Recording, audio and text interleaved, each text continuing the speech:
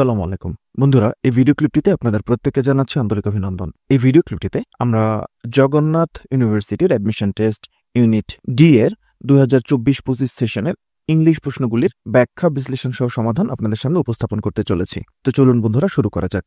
আমরা এই ভিডিও ক্লিপে 2024-25 সেশনের জগন্নাথ ইউনিভার্সিটির অ্যাডমিশন টেস্টের ইউনিট ডি এর ইংলিশ প্রশ্নগুলির সমাধান আপনাদের সামনে উপস্থাপন করতে চলেছে। প্রথম যে প্রশ্নটা আমরা এখানে দেখতে পাচ্ছি, what does shackle refer to? Shackle এটার অর্থ কি? শ্যাকল মানে কি? What does shackle refer to? Shackle মানে কি? শ্যাকল এটা শব্দের অর্থ হলো হাত করা বা বেড়ি। শ্যাকল মানে হলো হাত করা বা বেড়ি। আমরা এভাবে সহজভাবে চিন্তা করতে পারি, শেকল, কাউকে যদি শেকল পরিয়ে রাখা হয় কি হয়? শেকল পরিয়ে রাখা, বেড়ি পরিয়ে রাখা, বোঝার স্বার্থে আমরা এভাবে চিন্তা করতে পারি। তাহলে শ্যাকল এটার মানে কি? স্পার অনুপ্রেরণা না, এটা অবশ্যই না। স্টিগমা যার অর্থ হলো কলঙ্ক, এটাও না। সিকনেস অসুস্থতা, এটাও না। রিস্ট্রেন্টস বাধা বা নিয়ন্ত্রণ, হ্যাঁ, ডি নাম্বার আনসার। শ্যাকল সহজে মনে রাখার জন্য আমরা বলেছিলাম শেকল, হাত করা বা বেড়ি যদি কাউকে পরিয়ে রাখা হয় তার চলাফেরা বা মুভমেন্টের ক্ষেত্রে বাধা বা নিয়ন্ত্রণ তৈরি হয়। শ্যাকল সহজ করে বলেছিলাম, শেকল হাত করা বেড়ি পরানোর মাধ্যমে একজন ব্যক্তির চলাফেরাতে বাধা বা নিয়ন্ত্রণ আনা যায়। তাহলে শ্যাকল রেফার টু রেস্ট্রেন্টস, উত্তর হচ্ছে ডি। এরপরের প্রশ্নে আমরা চলে যাই। Choose the appropriate word for the gap.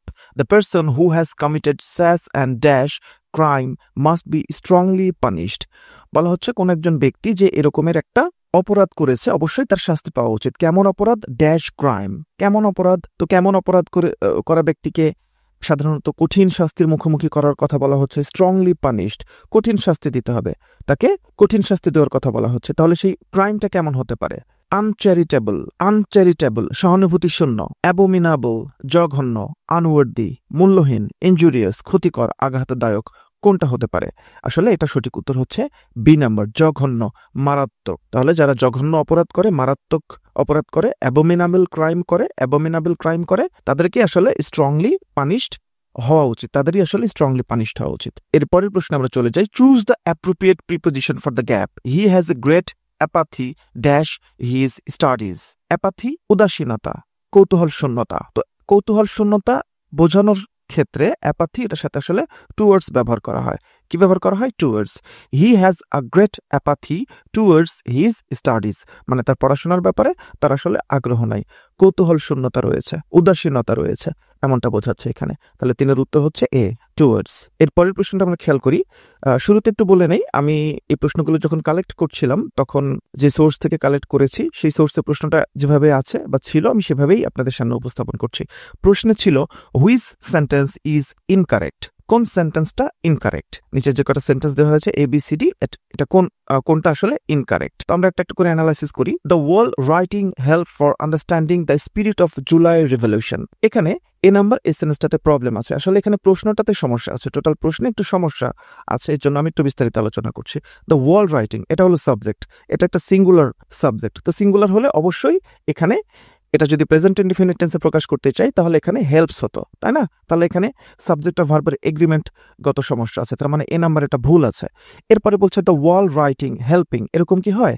Wall writing এটা সাবজেক্ট, এরপরে মেন ভার্বের সাথে আইএনজি যুক্ত করেছে, বাট এখানে তো কোনো অক্সিলারি ভার্ব নাই। এটা কন্টিনিউয়াস টেন্স করার যদি চেষ্টা করা হয় তাহলে এখানে একটা অক্সিলারি ভার্ব দিতে হবে, এটা তো ফাইনাইট ভার্ব হয় নাই, তাই না? তার মানে বি নাম্বারও এখানে হচ্ছে না।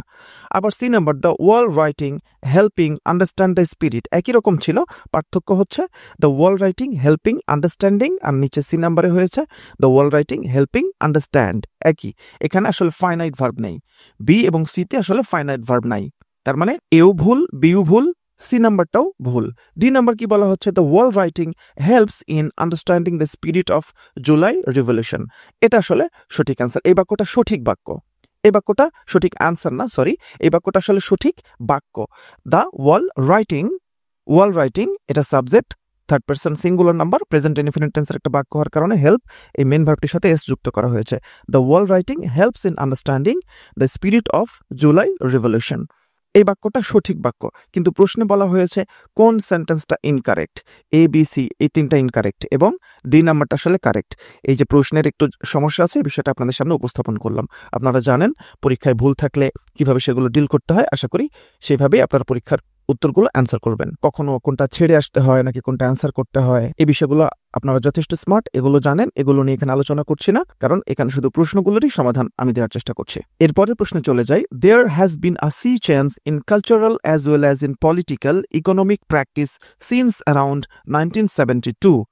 Here the meaning of sea change, এখানে বলা হচ্ছে there has been a sea change, পরিবর্তন হয়েছে। sea change পরিবর্তন, এটার অর্থ কি? sea change একটু পরে বলছি। কালচারাল, সংস্কৃতিতে পরিবর্তন হয়েছে, পলিটিক্যাল, রাজনৈতিক পরিবর্তন, ইকোনমিক, অর্থনৈতিক পরিবর্তন হয়েছে। 1972-এর পরে অনেক রকমের পরিবর্তন হয়েছে, কালচারাল পরিবর্তন, পলিটিক্যাল, ইকোনমিক্যাল পরিবর্তন। এখন এখানে বলা হচ্ছে সি চেঞ্জ।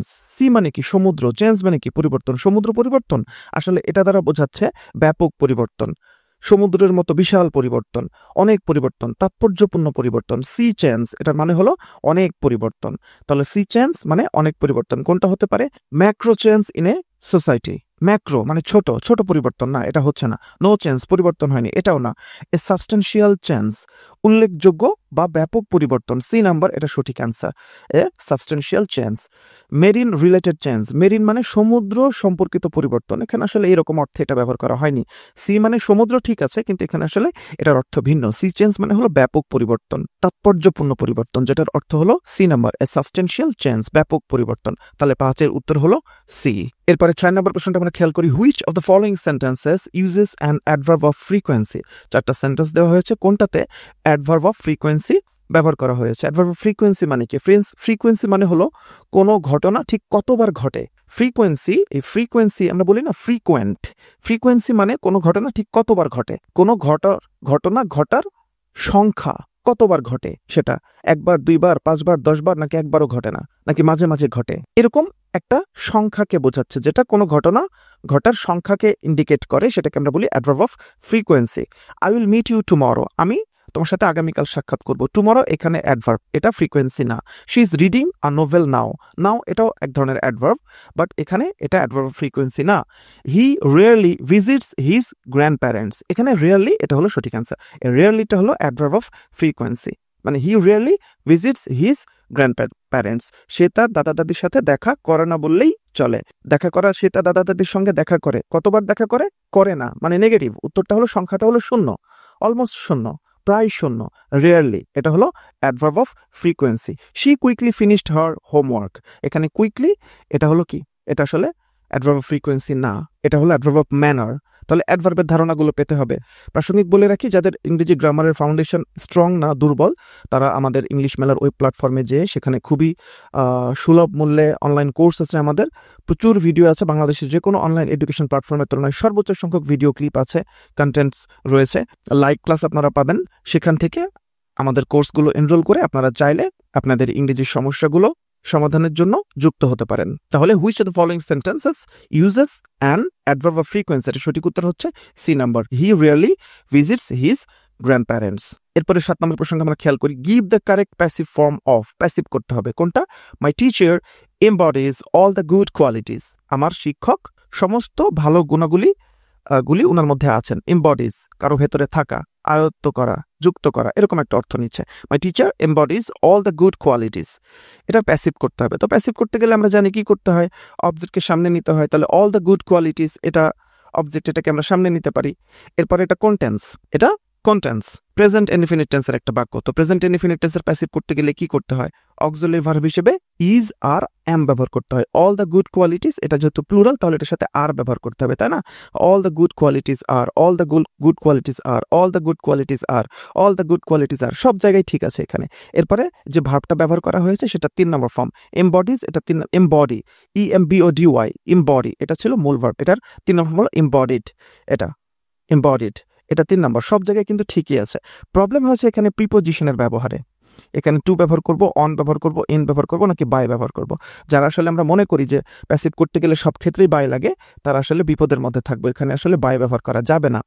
এখানে এই বাক্যটার অর্থ হলো যে কোনো একজন ব্যক্তির মধ্যে সমস্ত গুণাবলী রয়েছে, কোন একজন ব্যক্তির মধ্যে, তাহলে সেই বিবেচনা এখানে উত্তর হলো C number. All the good qualities are embodied in my teacher, সমস্ত গুণাবলীগুলো রয়েছে, এমবডিড সংযুক্ত হয়েছে, রয়েছে এসে জড়ো হয়েছে কার মধ্যে? ইন মাই টিচার, আমার শিক্ষকের মধ্যে, আমার শিক্ষকের মধ্যে, ইন মাই টিচার। এটা হলো সঠিক অ্যান্সার। ইন ব্যবহার করতে হবে এখানে প্রিপোজিশন হিসেবে। তাহলে 7 এর উত্তর পেলাম আমরা সি। এরপরে সর্বশেষ প্রশ্নটা আমরা খেয়াল করি, who wrote the short story a mother in Manville. Mother in Manville এটা কার লেখা? এগুলো আসলে বোঝার কিছু নাই, জাস্ট মুখস্থ রাখতে হবে, মনে রাখতে হবে, তাহলে আমরা এটা অ্যান্সার করতে পারবো। এটার অ্যান্সার কি? এ মাদার ইন ম্যানভিল এই শর্ট স্টোরিটার লেখককে? এটার লেখক হচ্ছে মার্জরি কিনান রলিংস।